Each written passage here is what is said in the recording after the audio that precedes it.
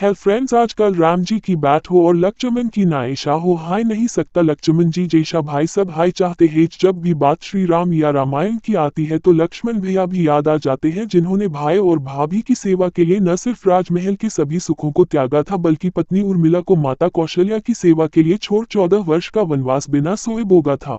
रामायण ग्रंथ के अनुसार श्री राम की भांति ही लक्ष्मण जी ने भी अपने जीवन काल में मात्र एक ही विवाह किया था। लक्ष्मण भैया का विवाह माता सीता की छोटी बहन उर्मिला से हुआ था।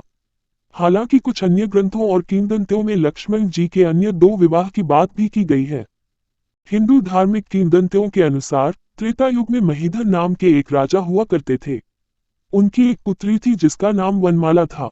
वनमाला आने बाल्यकाल से ही अयोध्या और भाई राम के प्रति लक्ष्मण के सेवा भाव के किस्से सुनकर बड़ी हुई थी और वह लक्ष्मण से बहुत प्रभावित भी थी। यही कारण था कि वनमाला के मन में लक्ष्मण से विवाह की प्रबल इच्छा थी।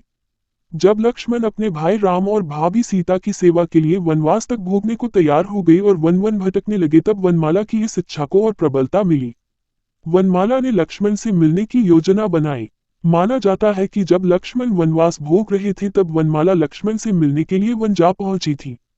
उन्होंने लक्ष्मण से भेंट की और अपने मन की इच्छा बताई, लेकिन पत्नी व्रता होने के कारण उन्होंने इस विवाह के लिए मना कर दिया, जिसके बाद वनमाला आत्मदाह करने की कोशिश करने लगी। वनमाला की ऐसी व्यथा देख श्री राम ने लक्ष्मण को उनका वरण करने और उनसे विवाह करने का अनुग्रह किया, जिसके बाद भाई के अनुग्रह को आज्ञा मानते हुए लक्ष्मण ने वनमाला से विवाह कर लिया। इसके अलावा एक और किंवदंती भी है जिसके अनुसार लक्ष्मण ने तीसरा विवाह भी किया था। लक्ष्मण ने क्षेत्रांजलिपुर नामक एक राज्य की राजकुमारी जितपद्मा से भी विवाह किया था। यह विवाह भी वनवास के समय ही हुआ था। हालांकि वाल्मीकि रामायण या रामचरितमानस में लक्ष्मण भैया के एक ही विवाह के बारे में जानकारी मिलती है। अन्य विवाह के बारे में कोई भी बात वर्णित नहीं है। तो ये थी लक्ष्मण की तीनों पत्नियों के बारे में रोचक जानकारी।